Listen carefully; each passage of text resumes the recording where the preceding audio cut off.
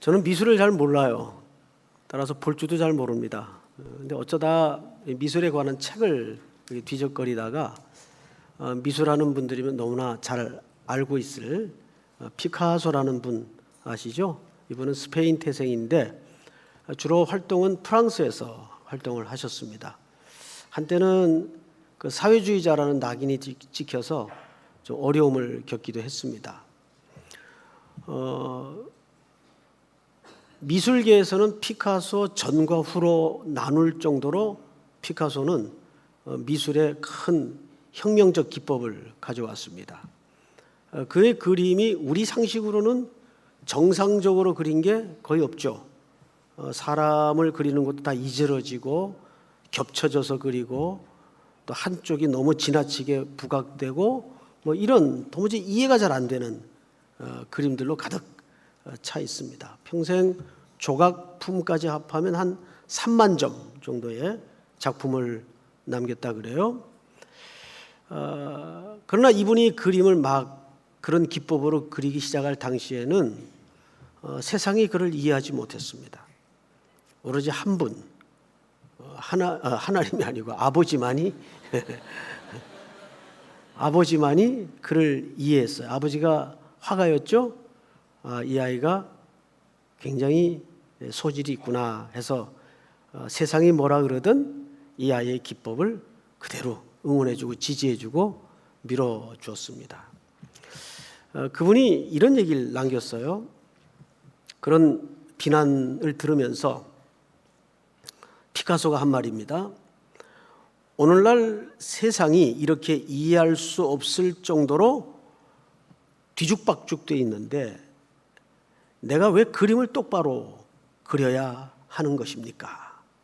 이런 이제 반문을 남겼습니다. 유명한 일화가 있죠. 기차를 타고 가는데 알려진 인물이니까 사람들이 알아봤겠죠.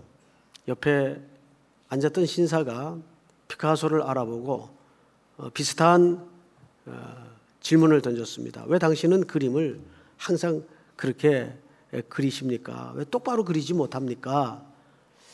그러자 피카소가 그 신사에게 되물은 겁니다. 선생님, 그림을 똑바로 그린다는 게 뭡니까? 되물었어요. 그러니까 이 신사가 지갑을 꺼내더니 지갑 사이에 끼어있는 자기 아내의 사진을 보여줬습니다. 그림을 똑바로 그린다는 것은 마치 이렇게 사진의 내용처럼 눈, 코, 입, 이목구비가 또렷이 선명하게 나타나 있고 이렇게 그리는 겁니다 라고 사진을 내밀었어요. 이 사진을 건네받은 피카소가 그랬답니다. 대개 부인은 굉장히 작게 생겼군요. 사진 속의 사이즈니까 작게 생겼군요. 그리고 그 뒤에 말이 굉장히 웃깁니다. 그리고 평평하게 생겼군요. 무슨 소리인지 아시겠죠? 똑바로 그린다는 게 뭘까? 사람마다 다 기준이 다르단 말이죠. 제가 그 일화를 읽으면서 좀 나름 실소를 금할 수가 없었어요. 아, 정말 그렇구나. 우리가 정의라고 알고 있는 게 다 맞는 것일까? 하면서 요즘 우리가 주일마다 이제 교회가 뭔가에 대해서 배우고 있어요. 제 서재에도 교회론에 관한 책들이 굉장히 많습니다. 지금 테이블 앞에다가 전부 빼놓고 이 책, 저 책을 뒤지는 가운데 교회에 대한 정의가 얼마나 많은지 아마 수천 가지는 될 거예요. 근데 이것이 또 온전한 그림은 아니란 말이에요. 겨우 책 하나가 교회가 100이라면 한 0.1 정도의 교회가 무엇이냐에 대해서 끄적끄적 건드리는 정도 의미밖에는 이해할 수가 없어요. 그만큼 이 하나님의 계획 속에 설립된 이 지상의 교회는 공동체로서 경이로움과 신비스러움이 있습니다. 근데 분명한 것은 어느 이제 목사님이 그 정원을 가꾸는 취미가 있었답니다. 누군가 그 취미를 알고 조그마한 묘목 하나를 선물을 했어요. 그래서 그 묘목을 조심스레 다루어서 자기 정원 앞마당에다가 심었겠죠. 그리고 한참 세월이 정말 많이 흘렀어요. 근데 이 나무는 놀랍도록 성장해서 그 지붕을 훨씬 뛰어넘는 높이에 그리고 우람한 나무로 잘 자랐습니다. 그리고 그 그늘 밑에 쉴 수 있을 정도의 큰 둥지가 되었습니다. 여러분, 어떻게 그 조그만 묘목이 그렇게 멋지고 우람한 지붕 높이보다 더 큰 크기로 자랄 수 있었을까요? 이유는 간단해요. 그 묘목 속에 그 크게 자랄 수 있는 그림에 나무에 뭐가 있었기 때문입니까? DNA가 있었기 때문입니다. 요즘 DNA 유전자 굉장히 이제 연구가 활발히 이루어지고 있어서 많은 영역에서 이미 그 실용적인 측면에 쓰여지기도 하고 또 정복이 되기도 합니다. 어쨌든 그 속에는 큰 나무의 유전자가 있었기 때문에 그 묘목이 어마어마한 크기의 나무로 자랄 수 있었던 겁니다. 하워드 슬라이드라는 분이 그 이론을 이용해서 이런 얘기를 해요. 지상의 교회가 약한 것 같고 병들고 문제가 생기고 고장이 나지만 정말 그 교회 속에 예수 그리스도의 DNA가 있다면 반드시 그렇게 멋지게 자랄 것이다. 여러분, 이 사실을 믿습니까? 지상교회는 많은 문제가 있어요. 병든 모습도 노출이 됩니다. 불편한 모습도 보여집니다. 그래서 아니야, 틀렸어, 부정되어지고 싶은 국면이 나타나요. 그러나 문제는 그 속에 예수 그리스도의 DNA가 있다면 반드시 교회는 자랄 것이고 건강해질 것이고 주님이 꿈꾸시던 온전한 모습으로 완성될 걸 확신합니다. 자, 그런 의미에서 오늘은 사도 바울이 교회를 설명할 때 이렇게 설명을 했어요. 교회를 그리스도의 몸으로 설명을 했습니다. 이건 굉장한 경이로운 설명이에요. 그런데 이 설명이 사실은 바울의 창작품이 아닙니다. 고대 시대는 사람들이 어떤 개념을 설명하거나 어떤 물건을 설명할 때 이 유비를 많이 사용했습니다. 이게 하나의 당시 어떤 개념이나 사물을 설명하는 하나의 패턴이었어요. 바울이 그 당시 사람이었기 때문에 그 패턴을 익히 알고 있었겠죠. 그래서 그 비유를 사용합니다. 그런데 하나님의 교회를 그리스도의 몸으로 우리 신체적인 유기적 존재로 관계로 설명하는 것은 놀라운 설명이에요. 오늘 그 설명을 그러면 어떻게 해나갈까 성경을 차근차근 보면서 우리가 말씀을 듣도록 하겠습니다. 자, 우선 첫 번째 본문 하나를 좀 띄워주십시오. 골로새서 1장. 이 본문은 어마어마하게 중요한 본문입니다. 교회의 정체성에 대해서 이만큼 함축적으로 설명한 본문이 없어요. 그래서 이 본문 하나만 가지고도 10시간을 넘게 설명해도 이 설명이 모자랄 정도로, 부족할 정도로 많은 개념이 녹아져 있습니다. 그래서 오늘은 이 전체를 설명할 수 없으니까 앞에 딱 한 문장만 우리가 설명을 좀 드리겠습니다. 그는 몸인 교회의 머리시라. 그 다음부터 여러분들이 한번 읽으십시다. 시작. 그가 근본이시요 죽은 자들 가운데서 먼저 나시니시니 이는 친히 만물의 으뜸이 되려 하시니.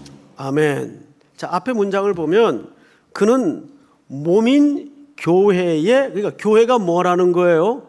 몸이라는 거예요. 누구의 몸이죠? 그리스도의 몸이라는 겁니다. 이게 하나의 신체로 이해를 했어요. 자, 그러면 우리가 하나의 유기적 조직 속에서 몸이라면 우리의 머리는 누구라는 거예요? 그리스도라는 겁니다. 한 성경만 더 보십시다. 에베소서 1장을 한번 띄워주세요.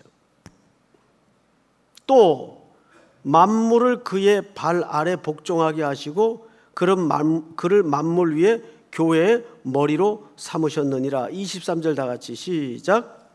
교회는 그의 몸이니 만물 안에서 만물을 충만하게 하시는 이의 충만함이니라. 이 본문도 굉장히 교회론적으로 중요한 본문인데 이제 잠시 이따 한 번 더 보기로 하고 이제 지워주셔도 됩니다.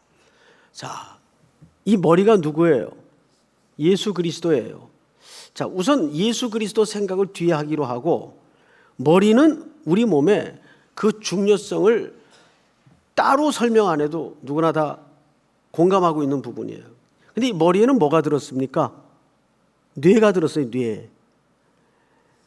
이 뇌에 대해서 한번 설명을 들어보면 신비로워요. 알파고는 기껏해야 인간이 수십만 개의 정보를 집어넣어서 그 회로대로 움직이는 거예요. 그러니까 이세돌씨하고 알파고하고 경쟁을 시합을 한다는 것은 그렇게 크게 의미가 사실은 없어요. 저는 이세돌씨가 그럼에도 불구하고 1승을 거뒀다는 것은 어마어마한 성과라고 봅니다. 그럼에도 불구하고 이거는 구조적으로 사실은 이길 수가 없는 대결이죠.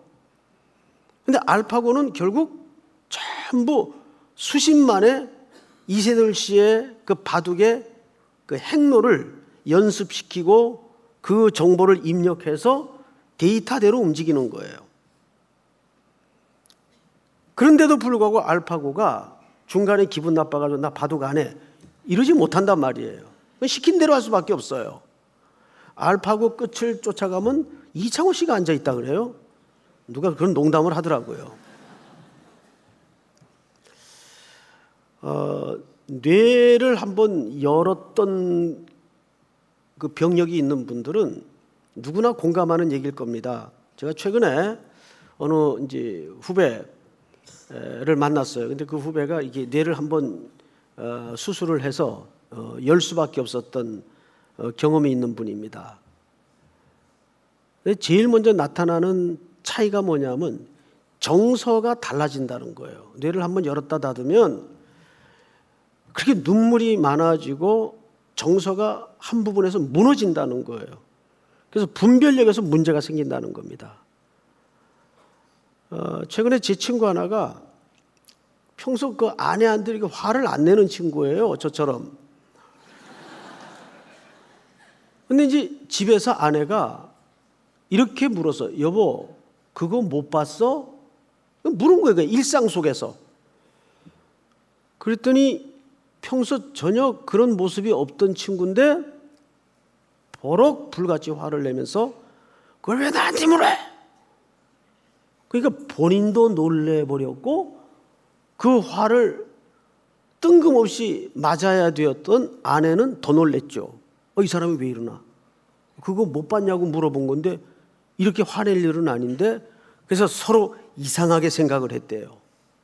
그래서 병원에 가서 검진을 받아봤더니 문제가 생긴 거예요. 여기에 심하면 이 뇌에 어느 보일 듯 말 듯한 가느다란 신경 조직 하나가 건드려져도 심하면 이 눈꺼풀 하나를 못 들어요. 참 그런 거 보면 이 인체 조직이 신묘막측합니다.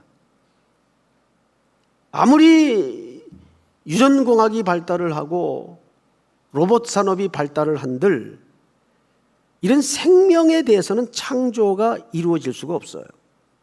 전부 데이터의 싸움이지 결국은. 자, 제가 지금 목이 말라서 물을 먹고 싶어요. 그럼 물 먹으면 될 거 아니에요. 자, 목이 말라요. 그것도 머리가 인지를 합니다. 그래서 머리가 명령을 하죠. 순식간에.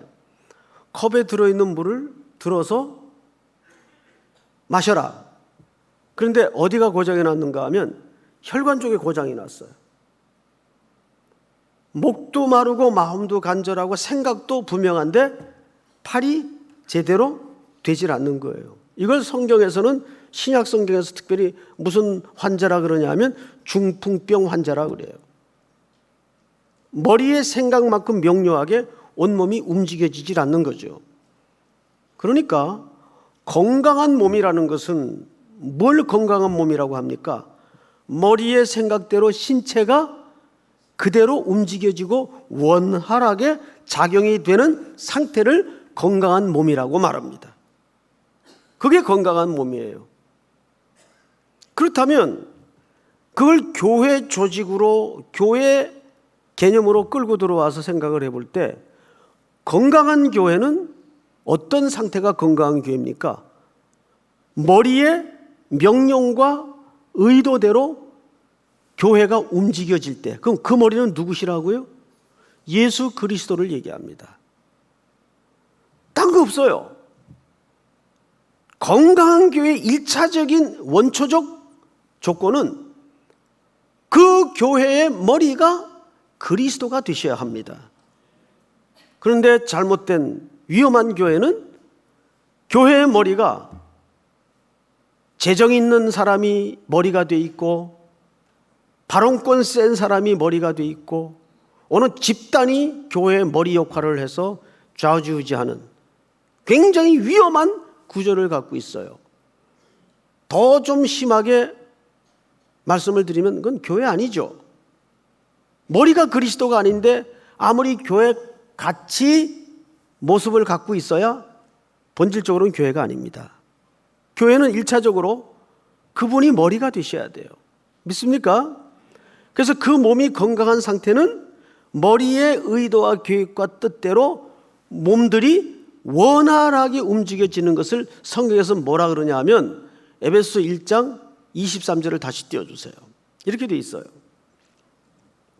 교회는 그의 몸이니 만물 안에서 만물을 뭐하게 하시는, 충만하게 하시는 이의 충만함이니라. 여러분, 이 비슷한 문장이 에베소 5장에 보면 이렇게 나와 있어요. 술 취하지 말라 이는 방탕한 것이니 오직 성령의 뭘 받으라. 우리는 보통 충만하면 잘못된 오해를 하나 갖고 있습니다. 충만이라는 개념은 양의 개념이 아니에요. 분량의 의미가 아닙니다. 성경에서 충만이라는 이야기는 지배되다 그 말이에요. 얼마나 철저히 머리이신 그리스도께 내가 지배된 삶을 사느냐가 충만이에요. 그런데 문제는 지금 여기에서 문제가 생겼어요. 인류의 모든 비극과 아픔은 어디서부터 발단이 되었죠? 하나님과 첫사람 아담으로부터 관계가 끊어져 버린 겁니다. 생명의 원천적인 공급이 끊어졌어요. 그때부터 인간은 자기가 자본을 만들고 자기에게 남아있는 자본으로 자기가 책임을 지고 살려다 보니까 하나님과 원초적인 관계가 문제가 생기다 보니까 여기서부터 많은 윤리적, 도덕적 타락이 찾아온 겁니다. 윤리적, 도덕적 타락이 죄가 아니에요. 하나님과 관계가 끊어진 이 상태가 원초적인 죄라고 성경은 정의합니다. 그 죄의 증상들이 이제 윤리적인, 도덕적인 타락으로 소위 우리가 일반적인 표현상 죄를 짓는다로 나타나는 거예요. 여기에 지금 문제가 생긴 겁니다. 그래서 건강한 교회를, 우리의 기억에 원형의 모습을 잃어버렸던 교회의 모습을 회복하는 길은 첫째, 예수 그리스도가 머리가 되시게 하시는 겁니다. 그리고 그분의 지배 아래 우리의 삶과 교회의 운영을 내어드리는 거예요. 재정의 실력이, 맨파워가 교회를 작용하거나 사람의 영향력으로 자리 잡아서는 사실은 교회 아니에요. 그건 하나의 모임에 불과합니다. 두 번째로 따라서 교회 속에는 몸으로 비유했을 때 머리가 그리스도라면 몸은 우리를 얘기하는 것이구나. 그런데 성경을 잘 보십시다. 오늘 본문 27절을 보세요. 7절을 보시면 너희는 그리스도의 몸이요 지체의 각 뭐라고요? 부분이라. 또 14절을 한번 볼까요? 몸은 한 지체뿐만 아니요 여럿이니 만일 발이 이르되 나는 손이 아니니 몸에 붙지 아니하였다 할지라도 이로써 몸에 붙지 아니한 것이 아니요 또 귀가 이르되 나는 눈이 아니니 몸에 붙지 아니하였다 할지라도 이로써 몸에 붙지 아니한 것이 아니니 만일 온 몸이 눈이면 듣는 곳은 어디며 온 몸이 듣는 곳이면 냄새 맡는 곳은 어디냐. 그러나 이제 하나님이 그 원하시는 대로 지체를 각각 몸에 두셨으니. 19절 다 같이 시작. 20절 다 같이 시작. 이제 지체는 많으나 몸은 하나라. 자, 앞을 보실까요? 여기서 중요한 개념이 하나씩 발전을 해갑니다. 우리의 머리는 그리스도이십니다. 그러면 그 몸이 건강하려면 이 그리스도의 지배로부터 충만함을 입어야 됩니다. 근데 몸은 몇 개예요? 몸은 한 개일 수밖에 없어요. 그런데 그 하나의 몸에 지체는 몇 개를 두셨다고요? 여러 개를 두셨다고요. 이걸 이제 교회론적으로 설명하면 교회의 통일성과 다양성이 공존한다는 것을 이해해야 됩니다. 그래서 교회 신앙생활을 하다 보면 답이 없을 때가 많아요. 그때는 맞았는데 지금은 틀릴 수가 있고 지금은 맞았는데 그때는 틀렸을 수가 있어요. 왜? 다양성이 있기 때문에 그래요. 그리고 그 다양성은 각각 발전을 하게 되어 있습니다. 예를 들면 서론에도 미술 이야기를 했지만 종종 제가 자주 쓰는 비유이긴 한데 초등학교 때는 불난집을 그리라면 두 가지 색깔밖에 못 써요. 검은 색깔하고 빨간 색깔. 그 두 가지 색깔밖에는 아이들이 불난집을 그리는 수준이 안 됩니다. 그런데 미술을 전공하는 전문가 수준으로 들어가면 불난집을 수십 가지의 색깔로도 표현을 할 수가 있어요. 다양해진단 말이에요. 그러니까 신앙이 성숙할수록 단선적이질 않아요. 다양해져요. 믿습니까?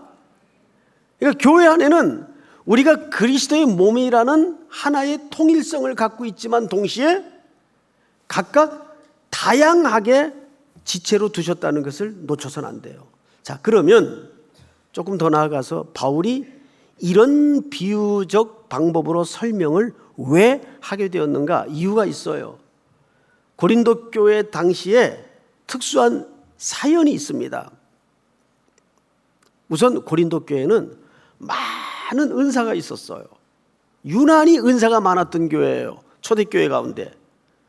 그래서 사람들이 병 고치는 은사도 받고 방언의 은사도 받고 난리가 아니었어요. 그러자 교회 안에 이런 구분이 생깁니다.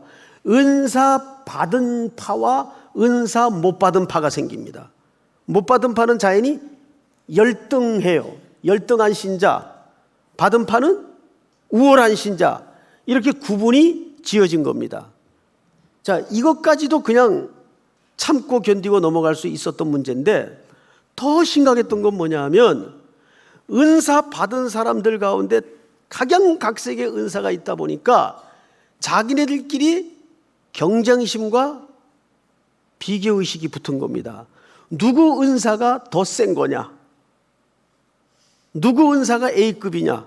이렇게 된 거예요. 그래서 고린도 교회에 제일 심각했던 문제가 분쟁과 분파였어요. 그 배경의 맥락 때문에 사도 바울이 교회론을 꺼내내는 겁니다. 교회 안에 서로 사람의 기준으로 열등하게 보이는 게 있고 우월하게 보이는 게 있을 수도 있다. 자, 우리 몸으로 말하면 우리 신체 부위 중에 제일 열등해 보이는 부위가 어디라고 생각하십니까? 보편적으로 우리 신체 각 기관이 있죠? 지체가 있고. 그럼 어디가 제일 고생하는 것 같아요? 저는 개인적으로 발이라고 봐요. 발. 컴컴한 데서 햇빛도 못 보고 제일 아래서 빛을 못 봐요. 게다가 또 그러다 보니까 바람 안 통하죠. 햇빛 안 들어가죠. 또 무좀까지 생겨서 막 발톱 빠지고 제 발을 보면 너무 불쌍해요. 이렇게 제 발을 보고 있으면 너무 딱해요. 막 생긴 것도 이렇게 좀 이상하게 생겼어요. 밀가루 이렇게 뭉쳐가지고 칼로 이렇게 찢어주는 것 같아요. 발끝이. 발도 작은 데다가 뭉뚱해가지고. 그럼 저녁마다 양말을 벗고 이렇게 발을 쭉 뻗으면 제일 거기가 아파요. 주일날 또 이렇게 계속 7부까지 서 있다 보면 장난이 아니에요. 발이 제일 아파요. 제일 불쌍해요. 그럼 덜 귀히 여기는 거죠. 아주 비천한 지체죠. 그런데 생각을 해보세요. 야, 도저히 내 안 되겠다. 나 파업할래. 그 다리가 어느 날 파업을 해버렸어. 그러면 제 아무리 몸이 건강하고 잘나야 됩니까? 안 됩니까? 움직이지 못하는 거예요. 이것은 우월한 개념과 열등한 개념이 교회 공동체에서는 있을 수가 없다는 얘기입니다. 사실은. 그러나 만약에 그대들이 그렇게 생각한다면 어떻게 해야 되겠는가?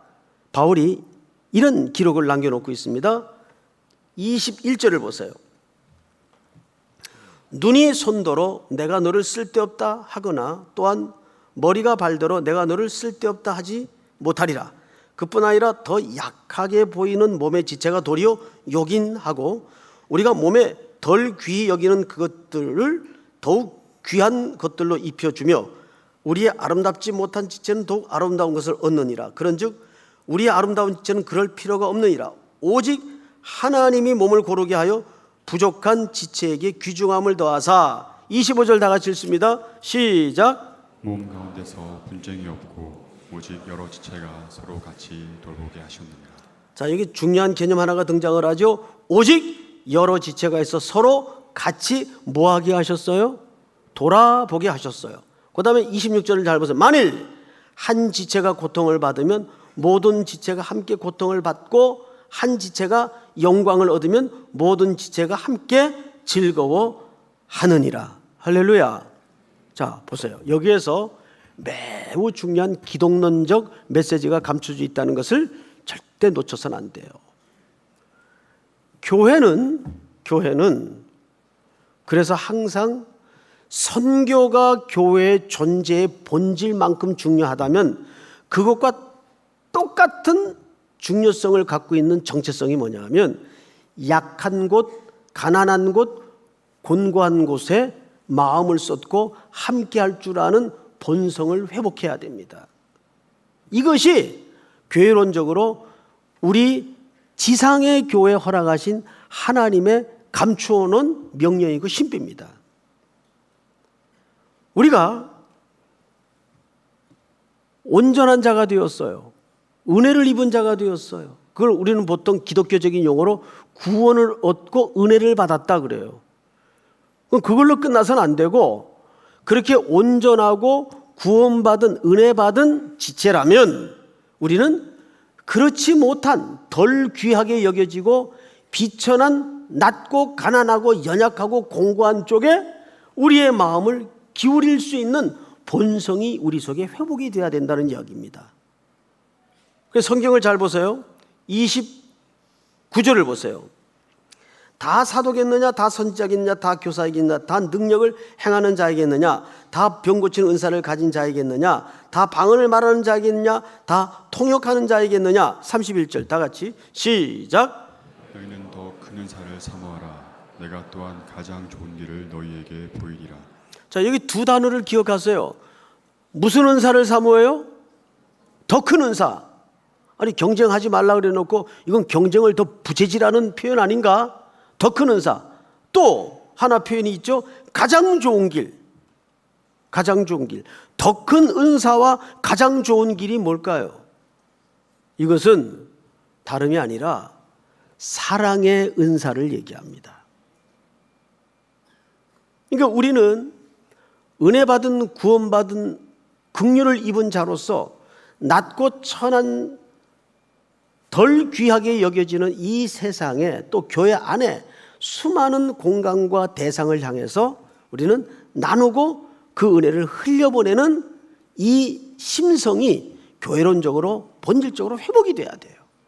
그 중에 하나가 선교일 수도 있고 구제일 수도 있는 겁니다.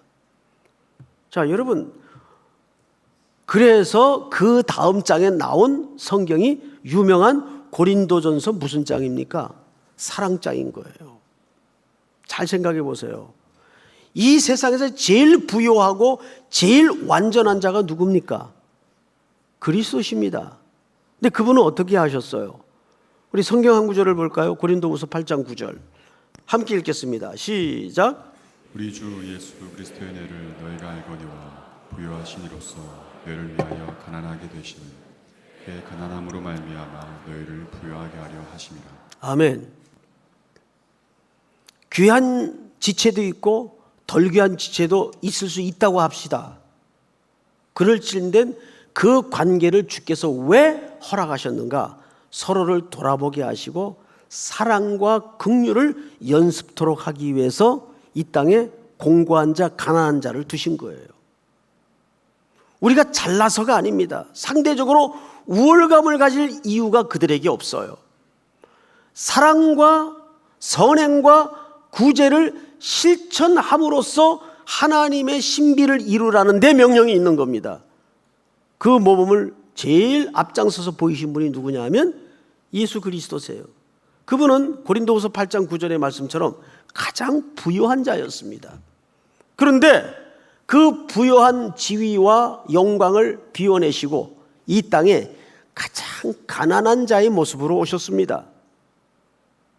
그래서 그분의 가난하게 되심이 그대로 우리에게 뭘로 들어와 은혜로 임하게 되었습니까?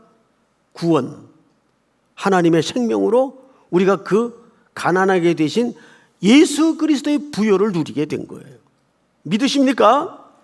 그렇다면 그 은혜의 교회론적인 본질을 깨닫게 되었다면 삼일교회는 또 이 지상의 교회는 이제 크기 늘리고 외형을 늘리는데 신경을 좀 그만 끄고 이 땅에 주님이 눈물 흘리시는 곳, 우리로 하여금 돌보게 하시도록 약하게 만들어 놓은 곳, 슬픔의 현장, 고난의 현장에 우리는 주님의 손발이 대신 되어서 들어가야 돼요. 믿습니까? 우리 지난주 초대교회 원형의 6가지 모습을 그려내면서 마지막 부분에 이런 설명 기억합니다. 그들은 성전에 모여 예배에 힘썼어요. 그 예배가 어디로 확대가 되었죠? 가정으로 확대가 됩니다. 그리고 그 가정으로 확대된 예배는 세상 사람들 앞에 일상 속에서 뭐가 나타나도록 했습니까? 칭송이 나타나도록 했습니다. 한국교회는 더 이상 그들끼리만의 리그가 되어서 교회 스스로를 담을 쌓고 개토화시키는 것이 아니라 담을 헐고 이제는 유람선 노릇을 그만해야 됩니다. 교회는 절대 이 세상에서 유람선이 되어서는 안 돼요. 이제는 손발을 걷어붙이고 주님의 눈물을 찾아다니면서 슬픔에 갇힌 자, 어둠에 묶인 자의 빛으로, 물질로, 복음으로 스며들어가서 빛과 소금으로 또 한 주간 맞이하여 내 앞에 다가오는 그 일상 속에 어떻게 약한 지체를 돌아보고 귀히 여길 것인가를 고뇌하고 또 결단하고 순종할 수 있는 저와 우리 삼일교회 모든 성도들이 될 수 있기를 주의 이름으로 축복합니다. 우리 다 일어나십시다. 우리를 사용하소서. 우리에겐 소원이 하나 있네. 찬양하십시다. 우리에겐 소원이 하나 있네. 주님 다시 오실 그날까지 우리 가슴에 새긴 주의 십자가 주의 사랑 십자가 사랑 나의 교회를 사랑케 하네. 주의 교회를 향한 우리 마음 희생과 포기와 가난과 고난 하물며 죽음조차 우리 막을 수 없네.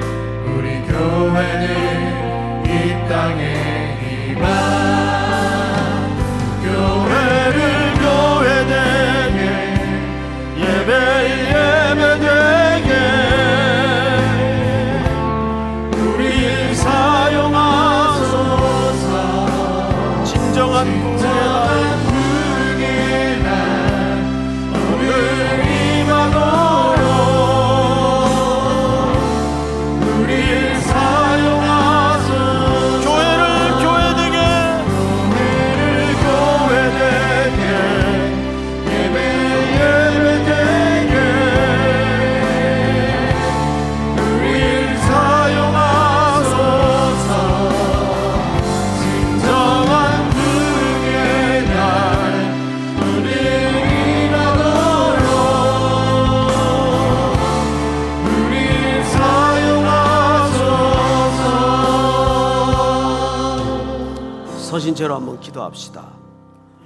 고요히 눈을 감고 오늘 주신 말씀을 또 계속 교회가 무엇인가에 대한 말씀을 듣는 가운데 있습니다. 우리가 이 시간 함께 기도 제목 삼을 것은 먼저 공동체도 교회이지만 나도 교회입니다. 정말 나의 머리가 그리스도가 되어 있으신가? 모든 삶의 주권을 그분께 내어드리고 있는가? 나로 먼저 교회 되게 하여 주시옵소서.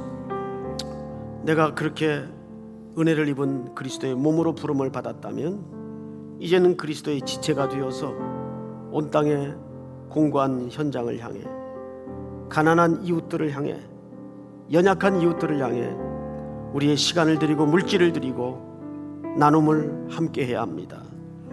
우리는 그들보다 우월해서 오늘이 있게 되었던 것이 아니죠. 예수 그리스도께서 부유한 자로 가난하게 되시어 우리를 그렇게 인도하셨습니다. 받은 은혜를 기억하면서 주신 사랑을 감당하면서 그렇게 살겠습니다 하는 마음으로 우리 한번 주님 주여 부른 다음에 소리 내어 기도합니다. 주여